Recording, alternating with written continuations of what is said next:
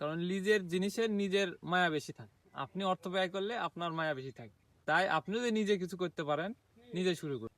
না, আমি এটা বলবো না যে লোক রাখবেন না, লোক রাখেন, কিন্তু প্রথম অবস্থায় আপনি থাকেন, পরবর্তীতে আপনি পরিসর বাড়ালেন, তখন তো আপনার লোক দরকার, তখন লোক।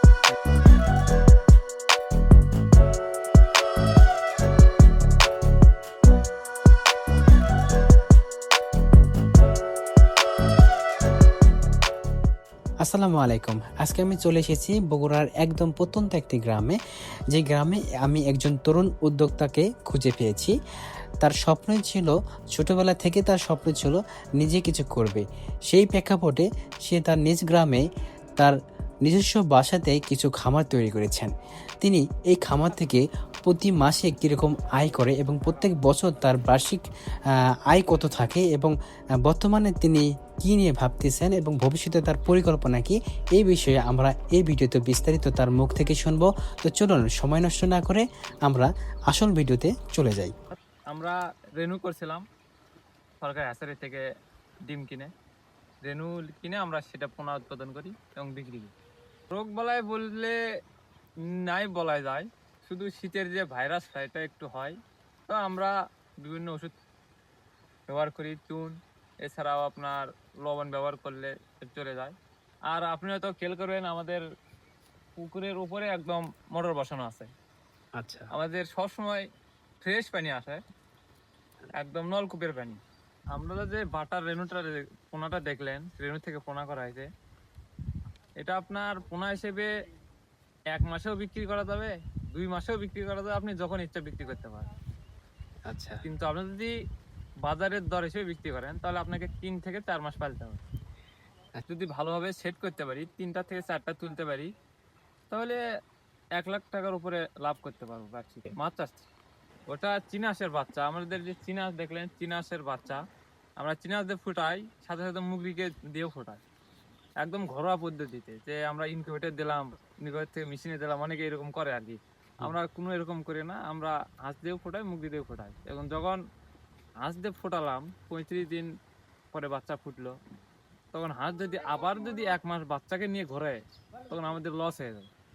ওই হাঁসটা 2 মাস 3 মাস সময় খেয়ে ফেলবে, তাও ডিম পারবে না। আর আমরা ওই হাঁসের কাছ থেকে বাচ্চা উঠাই নি, ওই সর্বোচ্চ গেলে 15 দিনই যায়, 15 দিনের ভেতর আবার ডিমে চলে আসে। চীনা হাঁসের যে বাচ্চাগুলো দেখলেন, যদি আমরা মাংস হিসেবে পালন করি, আমরা 3 থেকে 4 মাসে পালন করলে এটা মাংস হিসেবে খাবার হিসেবে ব্যবহার করতে পারি। গম, ভুট্টা, হ্যাঁ, ধান, এগুলো সব মিক্স করি এবং কিছু মিনারেল যেমন ভিটামিন দিতে হয়, ভিটামিন দিয়ে আমরা মিক্স করে সেটা খাওয়াই।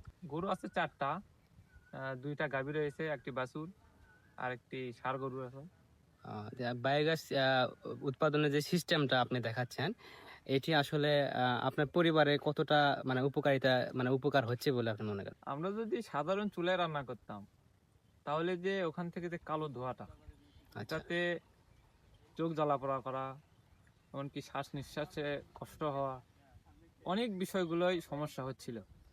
তো আমরা এই বায়োগ্যাস প্ল্যান্ট করার পর থেকে দেখলাম, আমার যে মা রান্না করে, সে অনেক উপকৃত হচ্ছে। এই কালো ধোঁয়ার থেকে সমস্যা হচ্ছিল, শ্বাসকষ্ট হওয়া, চোখ জ্বালাপোড়া করা, এইসব বিষয় থেকে সে অনেক আরাম পাইছে। আচ্ছা, আপনার এই খামারটা যদি কেউ পরিদর্শন করতে আসে বা দেখতে আসে, সেক্ষেত্রে আপনার ফুল লোকেশনটা যদি দিতেন তাহলে ভালো হতো। আমরা আমাদের এটা একদম কালু থানার শেষে, সদর থানার কাছে একদম। আমাদের এখান থেকে সদর থানা শুরু। আমাদের ঠিকানা বগুড়া জেলা কালু থানা, পিরাবাদ গ্রাম। আচ্ছা, তাহলে সহজে আপনারা এখানে এসে অনেকেই আপনার থেকে পরামর্শ এবং এখান থেকে আপনি। হ্যাঁ, আমরা চিনাসের বাচ্চা বিক্রি করি, যখনই বাচ্চা উৎপাদন হয় এলাকায় বিক্রি করি, এছাড়াও হাট আছে, বাজারে যে বিক্রি করি। আচ্ছা, এমনকি কেউ যদি আমাদের এখানে আসে নিতে চাই, তাকে আমন্ত্রণ, তারা যেন অবশ্যই আসেন, দেখার জন্য হলেও আসবেন। অবশ্যই। তো দর্শকের উদ্দেশ্যে যদি খামার করার পিছনে কেউ এরকম কোনো খামার তৈরি করতে চায়, মিশ্র খামার, সেক্ষেত্রে আপনার পরামর্শ কি? আমার পরামর্শ থাকবে, আপনি যেটাই করেন নিজে করেন, নিজের জিনিসের নিজের মায়া বেশি থাকে। আপনি অর্থ ব্যয় করলে আপনার মায়া বেশি থাকে। তাই আপনি যদি নিজে কিছু করতে পারেন, নিজে শুরু করুন। অন্যের না, আমি এটা বলবো না যে লোক রাখবেন না, লোক রাখেন, কিন্তু প্রথম অবস্থায় আপনি থাকেন, পরবর্তীতে আপনি পরিসর বাড়ালেন, তখন তো আপনার লোক দরকার হবে, তখন লোক হবে। মানে কি দিয়ে শুরু করা উচিত বলে আপনি মনে করেন?